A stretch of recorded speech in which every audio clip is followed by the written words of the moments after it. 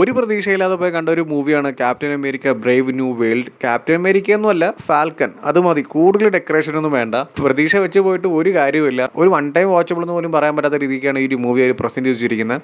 ഒന്നുമില്ല സിനിമയിൽ. ഡയറക്ടർ ചെയ്തത് എന്തിനാണ് ഡയറക്ടറിനോ അല്ലെങ്കിൽ അഭിനയിച്ച എന്തിനാണ് ആക്ടേഴ്സിനോ അല്ലെങ്കിൽ എന്തിനാണ് ഇങ്ങനത്തെ സിനിമയെന്ന് മാർവലിനോ അറിയാത്തൊരു പടമാണ് ക്യാപ്റ്റൻ അമേരിക്ക എന്നുള്ള പേരൊന്നും ഞാൻ പറയത്തില്ല. Falcon and the Brave new world, അത് അടിപൊളിയായിരിക്കും ഒരു ടൈറ്റിൽ. കാരണം ഇതിനു മുമ്പ് ഒരു സീരീസ് ഉണ്ടായിരുന്നു, ഫാൽക്കൺ ആൻഡ് വിന്റർ സോൾജർ എന്ന് പറഞ്ഞിട്ട്. അതിലൊരു പുതിയ ക്യാപ്റ്റൻ അമേരിക്ക വരുന്നതും ആ ഷീൽഡ് കൈമാറുന്നതും പിന്നീട് ഫാൽക്കണിനെ തിരിച്ചു കിട്ടുന്നതും അങ്ങനെ കുറേ കാര്യങ്ങളൊക്കെ ഉണ്ടായിരുന്നല്ലോ.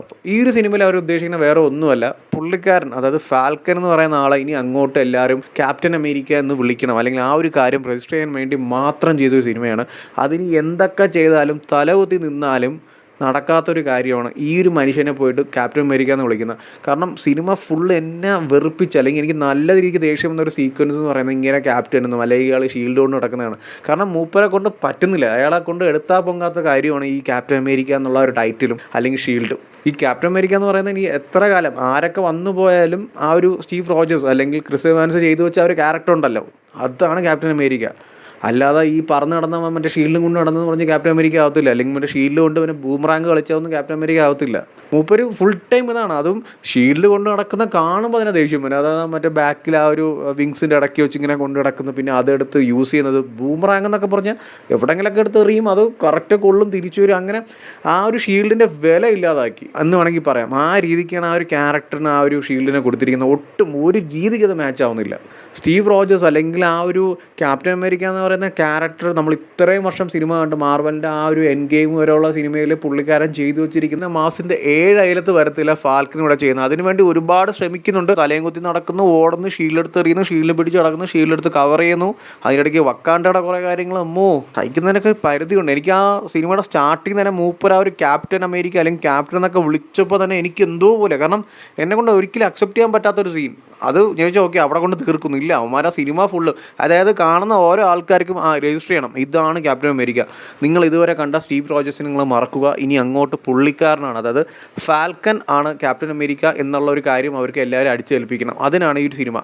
അതൊക്കെ ഇനി എന്തൊക്കെ ചെയ്താലും ശരി ഒരിക്കലും മാറാൻ പോകുന്നില്ല. ഫാൽക്കൺ തന്നെ, ഒരിക്കലും ക്യാപ്റ്റൻ അമേരിക്ക ആവാൻ പോകുന്നില്ല. ആൻഡ് മൂവിയുടെ സ്റ്റോറിയിലോട്ട് വരുമ്പോൾ ഒന്നുമില്ല പറയാനായിട്ട്. എന്താണ് ഇതിൻ്റെ സ്റ്റോറി എന്നോ അല്ലെങ്കിൽ എന്താണ് ഇവർ ഉദ്ദേശിക്കുന്നതോ അങ്ങനെയൊന്നുമില്ല. ഞാൻ നേരത്തെ എന്താണോ പറഞ്ഞത് അത് തന്നെയാണ്, അതിൻ്റെ അപ്പുറത്തേക്ക് വേറെ ഒന്നുമില്ല. അതിനുവേണ്ടി സർക്കസ് പോലെ കുറേ കാര്യങ്ങൾ അങ്ങോട്ടും ഇങ്ങോട്ടും കാണിക്കുന്നുണ്ട്. അത്രയുള്ള സിനിമ.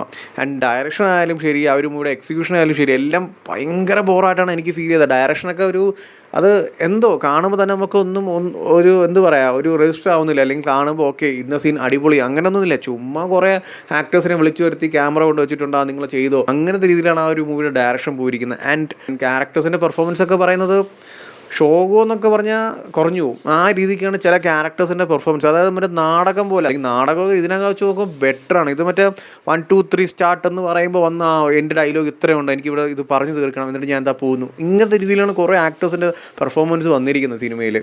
ആൻഡ് ഈ ഒരു എൻ്റയർ മൂവിയിൽ എനിക്ക് കൊള്ളാമെന്ന് തോന്നി, അല്ലെങ്കിൽ കാണുമ്പോൾ കുഴപ്പമില്ലാന്ന് തോന്നിയത് ആ റെഡ് ഹൾക്ക് വന്നതിന് ശേഷമുള്ള കുറേ സീക്വൻസാണ്. മാർവൽ ഇതിനു മുമ്പ് ഒരുപാട് വെറുപ്പിക്കലൊക്കെ കൊണ്ടുവന്നിട്ടുണ്ട്. ഇത് വെറുപ്പിക്കലിൻ്റെ കൂടെ തന്നെ നമ്മൾ ഇത്രയും കാലമായിട്ട് നമ്മുടെ ഒരു ഇഷ്ടപ്പെട്ട ഒരു ക്യാരക്ടർ, അല്ലെങ്കിൽ നമ്മൾ ഇത്ര കാലമായിട്ട് ക്യാപ്റ്റൻ അമേരിക്ക എന്ന് നമ്മൾ മനസ്സിൽ കൊണ്ടുവന്നൊരു ക്യാരക്ടറിനെ അവർ ബ്രേക്ക് ചെയ്തിട്ട് വേറൊരാളെ കൊണ്ട് പ്ലേസ് ചെയ്യാൻ വേണ്ടി അവർ കുറേ ശ്രമിക്കുന്നുണ്ട്. അത് നല്ല രീതിക്ക് നമുക്ക് ഫീൽ ചെയ്യാൻ പറ്റുന്നുണ്ട്. ഇൻഫിനിറ്റി വാറിൽ ഒരു സീക്വൻസ് ഉണ്ട്, ക്യാപ്റ്റൻ അമേരിക്കയുടെ ഒരു ഇൻട്രൊഡക്ഷൻ സീക്വൻസ്, ആ ഒരു റെയിൽവേ സ്റ്റേഷനിൽ.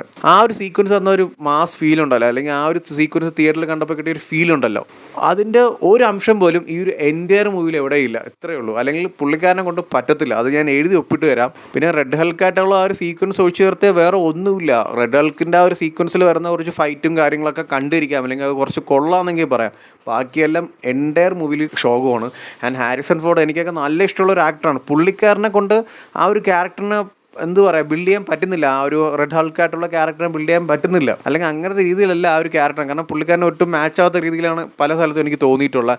ആൻഡ് ത്രൂ ഔട്ട് ദ ക്ലൈമാക്സിലൊക്കെ വരുമ്പോൾ എൻ്റെ മോനെ ക്ലൈമാക്സിൽ ഒരു പക്ക നാടകം, അതൊരു വലിയൊരു ഫൈറ്റ് കഴിഞ്ഞിട്ട് ഒരു പക്ക പൈങ്കിളി പോലെ, അല്ലെങ്കിൽ നമ്മൾ എന്ത് പറയാം മറ്റേ ഹാപ്പി എൻഡിങ് പോലെ വന്നിട്ട് സംസാരിച്ച് തീർക്കാം, നമുക്ക് സംസാരിച്ച് സോൾവ് ആക്കാം, ഇങ്ങനെയൊക്കെ അടികൂടാവോ അല്ലെങ്കിൽ ഇങ്ങനെയൊക്കെ ദേഷ്യപ്പെടാവോ എന്ന രീതിക്കാണ് സിനിമ എൻഡ് ചെയ്യുന്നത്. ആൻഡ് ഈ ഒരു ക്ലൈമാക്സ് പോർഷനിൽ വരുമ്പോൾ ഒരു ചില സീക്വൻസിലുള്ള ഒരു പ്രസൻറ്റേഷൻ ഉണ്ട്. എൻ്റെ മോനെ ബോർ എന്നൊക്കെ പറഞ്ഞാൽ പക്കാ ഗ്രീൻ സ്ക്രീൻ, എടുത്ത് കാണിക്കുന്നത് ഗ്രീൻ സ്ക്രീൻ ആണെന്നുള്ള കാര്യം. അതിപ്പോൾ റെഡ് ഹൾക്കായാലും ശരി, ഫാൽക്കൺ ആയാലും ശരി, അവിടെ നിൽക്കുന്നവരുടെയൊക്കെ ബാക്കിൽ നല്ല അടിപൊളിയാണ് എടുത്ത് കാണിക്കുന്നുണ്ട്. ഞാൻ മൂവി കണ്ട ഐമാക്സിലാണ്, അതുകൊണ്ട് തന്നെ വിഷ്വൽ കുറച്ചും കൂടി ക്വാളിറ്റി ഉള്ളതുകൊണ്ട് അതുപോലെ സൂപ്പറായിട്ട് കാണാം. നമ്മൾ ഈ പണ്ട് മൂവീസിലൊക്കെ കാണത്തില്ല, മറ്റേ ഒരു ബാക്ക്ഗ്രൗണ്ടിന് വേണ്ടിയിട്ട് കർട്ടൺ യൂസ് ചെയ്യുന്ന പോലെ, അതുപോലെ ഇരിക്കും, അതുപോലെ എടുത്ത് കാണിക്കും.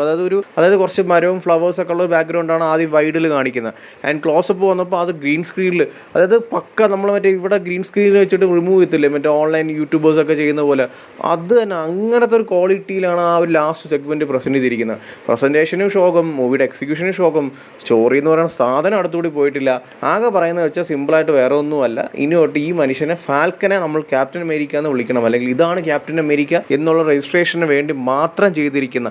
അതായത് എവിടെയെങ്കിലും ഏതെങ്കിലും ഇനി വരാൻ പോകുന്ന മൂവിയിലോ സീരീസിലോ ഒരു 2 മിനിറ്റിടെ ഇതാണ് ക്യാപ്റ്റൻ അമേരിക്ക എന്ന് പറയാനുള്ളതിന് പകരം ഒരു 2.5 മണിക്കൂർ സിനിമ എടുത്ത് വെറുപ്പിച്ചിട്ടുണ്ട്. ആ ഒരു റെഡ് ഹൾക്കിൻ്റെ പോർഷനും കൂടി ഇല്ലായിരുന്നെങ്കിൽ, അല്ലെങ്കിൽ ആ ഒരു സെഗ്മെൻറ്റും കൂടി ഇല്ലായിരുന്നെങ്കിൽ അത് ഒരു സൈഡിൽ നോക്കുമ്പോൾ ശോകമാണ്. പക്ഷേ എൻ്റയർ മൂവിയിൽ വേറെ ഒന്നും ഇല്ലാത്തതുകൊണ്ട് അത് അടിപൊളിയായിട്ട് എനിക്ക് തോന്നി. ആ ഒരു പോർഷൻ കൊള്ളാം.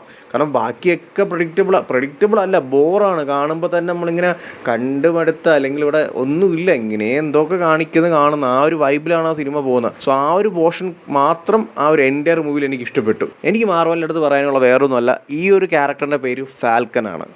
ക്യാപ്റ്റൻ അമേരിക്ക എന്ന് പറയുന്നത് സ്റ്റീവ് റോജേഴ്സ് ആണ്. അത് ഒരിക്കലും മാറാൻ പോകുന്നില്ല, അത് മാറ്റാൻ ശ്രമിക്കേണ്ട, അത് മാറത്തുമില്ല, അത്രയേ ഉള്ളൂ, വേറെ ഒന്നും പറയാനില്ല. സോ എന്തായാലും സിനിമ പോയി കണ്ടുപോക്കുക. ആൻഡ് മാർവൽ ഫാൻസ് അധികം പ്രതീക്ഷയൊന്നും വെക്കേണ്ട. ഓൾറെഡി കണ്ടവരാണെങ്കിൽ നിങ്ങളുടെ ഒപ്പീനിയൻസ് എന്താ വെച്ചാൽ കമൻറ്റ് ചെയ്യൂ. വീഡിയോ ഇഷ്ടപ്പെട്ടാൽ ലൈക്ക് ചെയ്യൂ, ഷെയർ ചെയ്യൂ. ഇതുപോലത്തെ കൂടുതൽ വീഡിയോസിനായി ചാനൽ സബ്സ്ക്രൈബ് ചെയ്യൂ. Thank you so much.